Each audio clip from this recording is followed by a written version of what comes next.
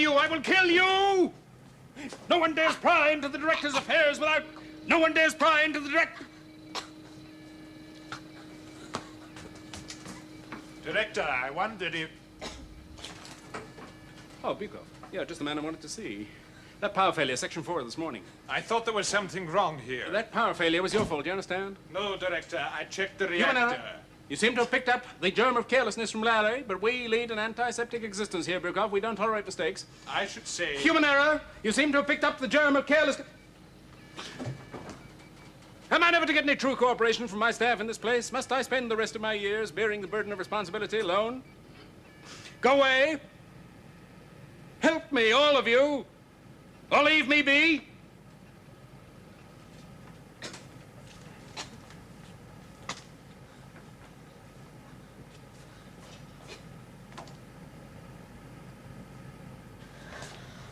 Well, what happened? I don't know, he got his hands around my throat. I thought he was going to kill me. And then? Well, he just let go. You were in his room without permission. Simon, if you're going to meddle in things around here, there's something you better know.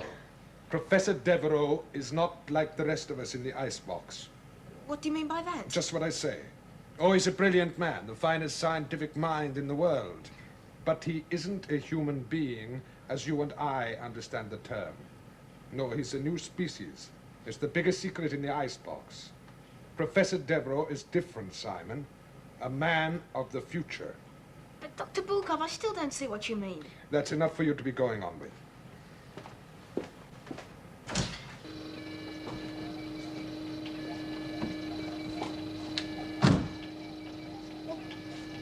When you say he's a new kind of species, do you mean he's, well, some kind of machine? No, a flesh and blood machine is an impossibility. You ought to know that. But tell me, do you know anything about imprint cells? Imprint cells? Well, for a long time it's been known in biology that you can extract cells from a living being that contain his whole genetic structure. If these cells could then be cultivated, brought to maturity, the result would be another person, exactly the same as the person the cells first came from, someone identical. A more advanced person, supposing also that he'd been given the benefit of advanced techniques. But I still don't get it. Professor Devereaux is... A clone. a clone. That's the word for it. And he's the first in the world's history. Blimey. He's exactly identical to that other Devereaux, the one you seem to know so much about. Oh, well, I've only just heard of him, that's all. The famous biologist. Imprint cells were taken from him, but because there was no technique available to mature them, they were scientifically stored. Then in the 70s, when conditions were right, a new Devereaux was given to mankind. The finest scientific brain in the world. Yes. Of course, we don't know a lot about cloning yet. The kind of effects he's likely to produce. So, Professor Devereaux himself could be called an experiment under observation in the icebox. But he's running the place. Oh, naturally. With abilities like his, he had to be given complete control.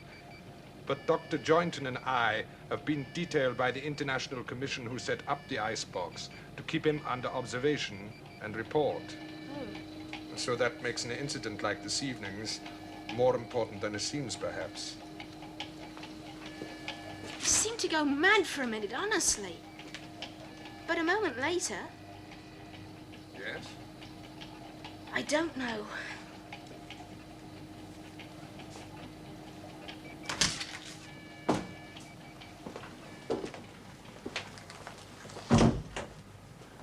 Well, Simon, if you should notice anything you think I ought to know, I hope you'll tell me. It seems to me you're involved now. For some reason I don't quite understand.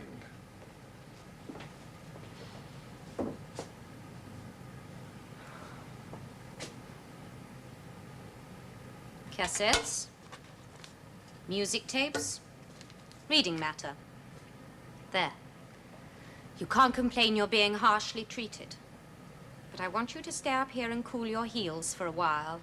I wasn't doing anything wrong outside the director's office. This room locks electronically. I shall throw the switch. Look, it's just because it's me, isn't it? I beg your pardon? Anyone else you wouldn't worry about, but me you've got to pick on. Liz? How did I ever grow up to be like you? Shut up. Well, how? You're hard, you're mean, You're a rotten old cow. I told you you weren't to speak to me like that. You're an old rat bag. And what's more, you're not even pretty. Not as pretty as that Larry seems to think you are anyway. Poor chump. Now, let's get this thing straight, shall we? I don't want anything to do with you. If the computer hadn't summoned you, I'd take you by the scruff of the neck and shove you straight back through that ridiculous time barrier of yours. The computer summoned me. It didn't do anything of the kind. The computer doesn't make mistakes. However strange, however impossible it may seem, the computer summoned you, and the computer shall have you. My wishes and my feelings come second to that. And Simon? Simon wasn't doing anything wrong down there either. I'm locking this door.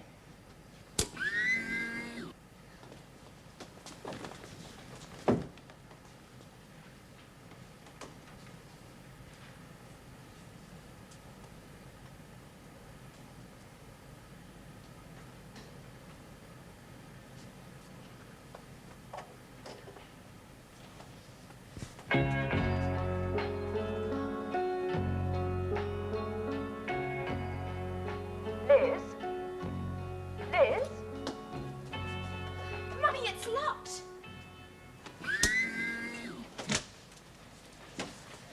What's happened?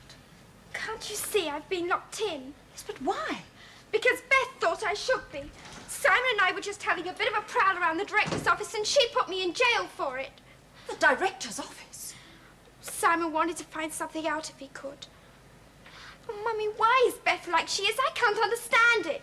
And why does she hate me so? If I'm really her as she was once, then she should be kind to me. Liz, listen to me. You must be very careful when you're here. Believe me, they can be very hard when they're like these people. I can see they've got you believing it anyway. What? Oh, Mummy, you hate the whole place, so why did you ever come? We're not talking about me, we're talking about you Well, and the way let's that talk about you then. Please, honestly, I can't stand much more. It's all so confusing. Beth, you, it's balmy. Yes. Yes, I suppose you've got a right to know more.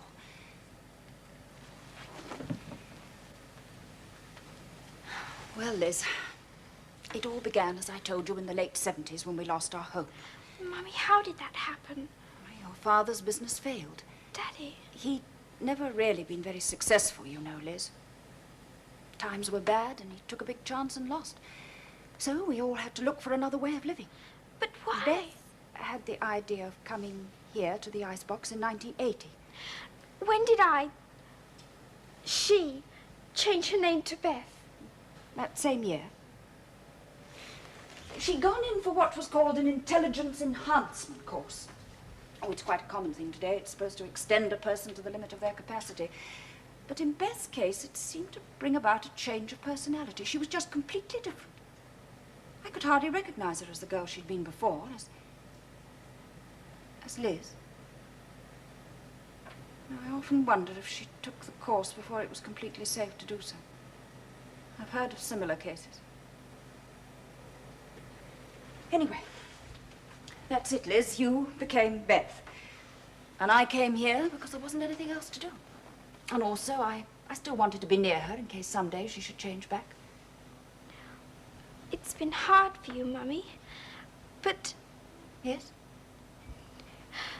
Well, what about Daddy? Oh, please don't go. I've got to ask you, haven't I? Why won't you answer? Is there something wrong? No. Then why won't you tell? Your father isn't dead. Then what? Please. There's nothing for you to worry about, Liz. I'd like to say more, but I've decided it would be unwise. And you mustn't worry about Beth either. I'll see that you're let out of here. I'll look after you, Liz, just as I did in other days. Now, trust me, darling. Please, trust me.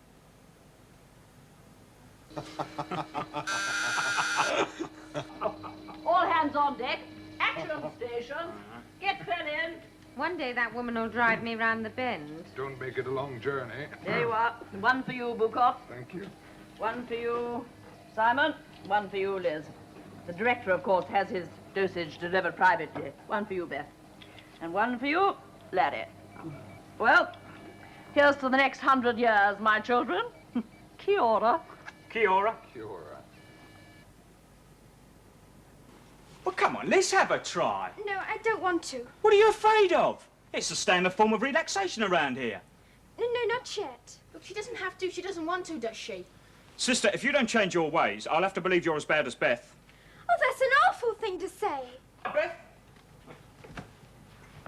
I've never believed you're as uptight as they say. So, let's show the kid out. The computer can join our fantasies together if we want. We could fly to the moon. Honest?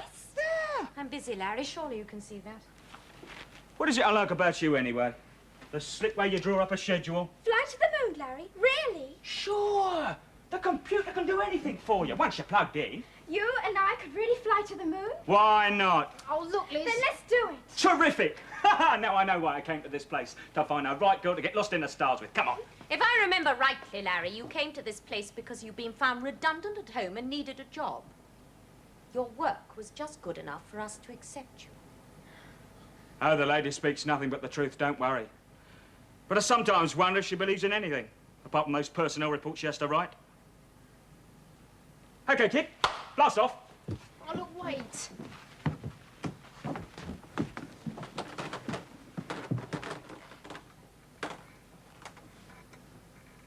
Right. We hold hands, and that links us computer-wise. Hold hands. Oh, it's really deep. Quiet. Quiet.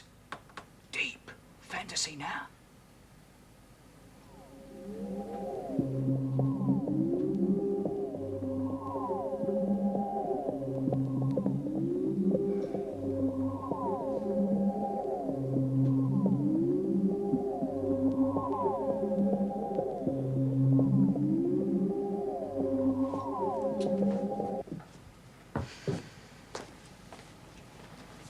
Simon, you and Liz attend Dr. Joynton first thing in the morning for calibration checks. Present this slip. Calibration checks, what are those? What they sound like, measurements, dimensions. Oh, yes, for clothes. Don't be stupid. The director wants to get started on the AB experiment, and we have to have the precise measurements of the organs of your body to be replaced with machine parts. You intend to replace our organs with artificial ones? Of course. So that's the AB experiment, to fill Liz and me up with machine parts. You volunteered. Well, yes, but... Oh, Simon, you don't deceive me. No matter how you got here, the computer summoned you. As volunteers, you and Liz are really very lucky young people. Inefficient and obsolete organs of your body are to be removed and replaced. You'll be the first man-machine in the history of the world.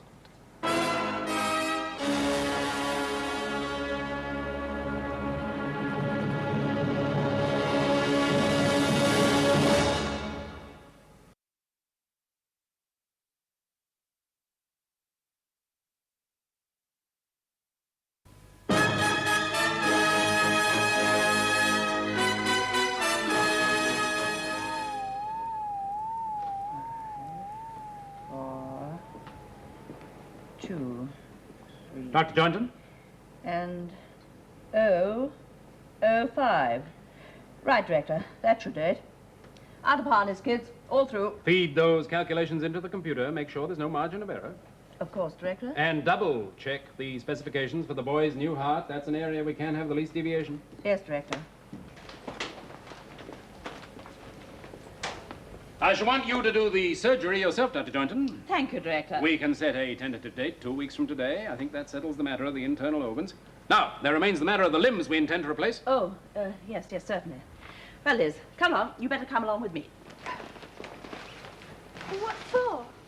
Because we're going to give you a nice new arm, and we have to take a cast of the one you've got now. But I don't want a nice new arm. Liz! Well, what's the matter with the one I've got? It's all right. I look a freak with a tin arm. A tin arm? That's a good joke. Girlie, the kind of prosthetic arm we're going to give you is 1,000 times more efficient than the one you've got now. Just think of it, Liz. Stronger, easier to use. Just like the leg we're going to give you, Simon. A leg. You bet. You'll really be able to kick a football around with that. Yeah. Oh, well, you come along 10 minutes after Liz. Come on.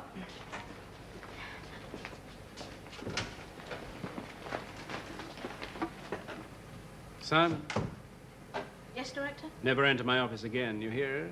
Never for any reason. I was only curious. Curious. My boy, curiosity is a vice in a place like the icebox. I program the computer. The computer lays down the pattern of our lives. That's all there is to it. I suppose you learn how to program the computer through depth research. Depth research? What do you know about depth research? Or only what Dr. Bukov was saying. I suppose you found the secret of HA57 through depth research. Well, I think it's something terrific. Well, it must be the greatest scientific advancement since the beginning of the world.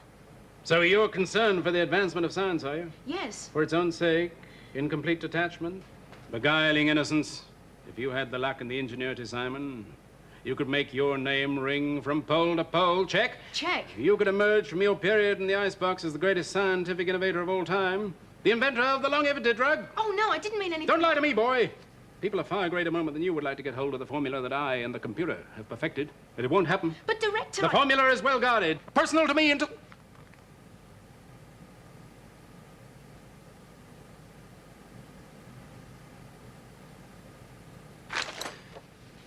So keep out of my office, Simon. Attend to your own business. No more prying. But they really mean to do it, Mummy. They're going to give us new lungs and legs and arms and all sorts of awful things. We've been measured up for them. So that's the AB experiment. I didn't know. They say they'll operate in a fortnight's time. There's been a terrible mistake. Hasn't anyone realized? No, they're all convinced we're the volunteers. They keep saying the computer can't make mistakes. Even Beth, who knows who we are. Only one could get away from the computer. Oh, Mummy, this is a dreadful place. How can you bear to stay here? Liz, we can't cope with the situation. You must go back. You and Simon back through the time barrier. But I can't. Not till I know about Daddy. And I can't tell you. Why don't you understand? You mean you just let them do all these awful things to me? Well, how can I stop them? I'm something of a prisoner myself. I'll stay if you don't speak. You can't do that. Don't you think I'd speak willingly if only I could? Now, be fair, Liz. I want to protect you, but you must think of me, too. To have you with me again like this after so long, it's like a miracle. But I have so much trouble with Beth that I can do without more from you. Now, please go. Mummy, why is it that you can't remember that you let me come to the icebox? I let you come. You did. Simon and I went back after we found the place, and I told you I'd seen you here, and you said... Oh, Liz. I don't remember anything about that. Well, why? It's the biggest mystery of all. Well, I remember you and Simon coming back from 1940, yes, but after that... It's strange, it's just a blank. We live among mysteries, Liz. You must be brave enough to bear them. I can tell you this much. I do think this is a dreadful place. The things they do here frighten me. Then why do you stay? Just for Beth? Isn't that a good enough reason? I think Beth's hopeless, all mixed up. Nothing to do with me. All right, Liz, there's another reason. I'll tell you on condition that you go back through the time barrier as soon as possible. Now, it's not much, Liz, but it's as much as I can say. I stay here for your father's sake. If it wasn't for him, I wouldn't be here. Yeah. All right, Larry. I'm ready for BrainLink now. Convert the computer from auto control. Yes, Director.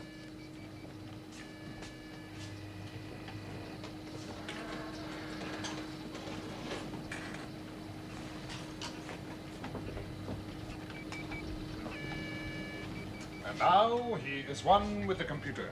How? What's the process? Well, the electrical charges in his brain are recorded and interpreted by the computer to correct human error. Then the computer sends back the corrected thoughts so that they're absolutely reliable. So there's a lot only the director can do around here. Oh, yes, he's an exceptional person. Dr. Bukov. Yes? Well, you know you said if ever I noticed anything about the director, I was to speak. Yes. Well, there is one thing. He has blackouts every so often. Blackouts? Yes, I know it's strange. I wasn't sure at first, but I am now. When he found me in his office, he tried to strangle me. You said that. And then he stopped in the middle of it. Changed his mind. No, it was almost as if he'd, well, fallen asleep. He just wasn't there for a minute. Oh. What need? Well, haven't you ever noticed it, Dr. Bukov? No, Simon, I can't say that I have. Well, what could it mean?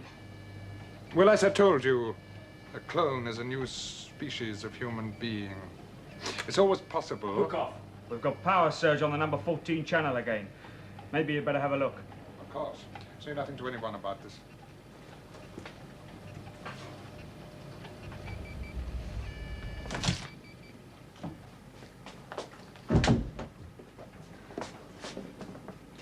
Right, we'll have to do it now. The director's on brain link to the computer so we can find out about the longevity drug. But why?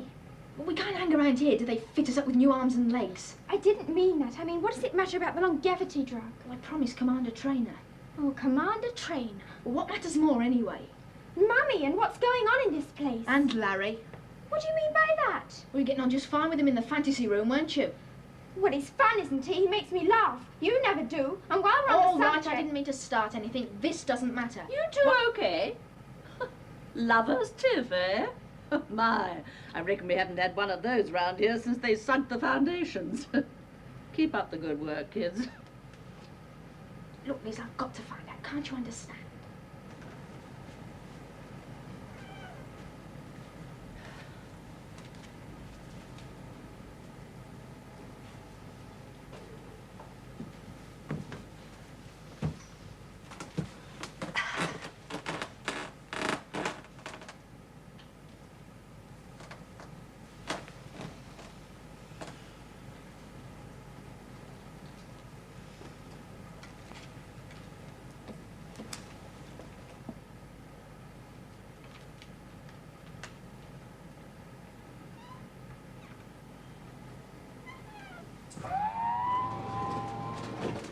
Right, we're going here. But it's all dark. There must be a light somewhere. Quick!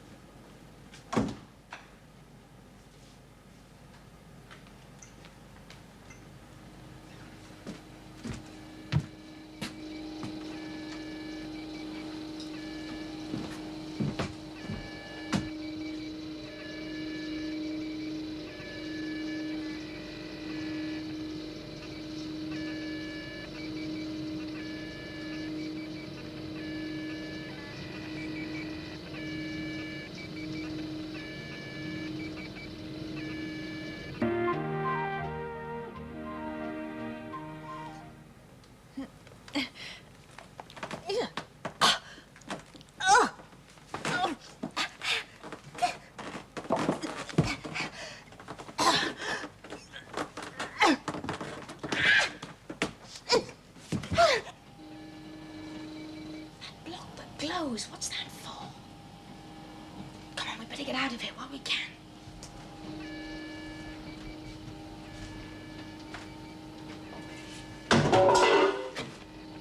Who is it?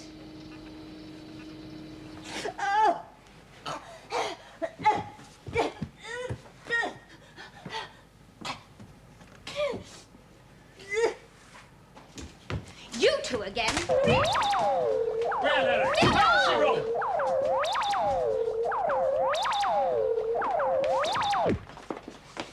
Dr. Joynton. Dr. Joynton.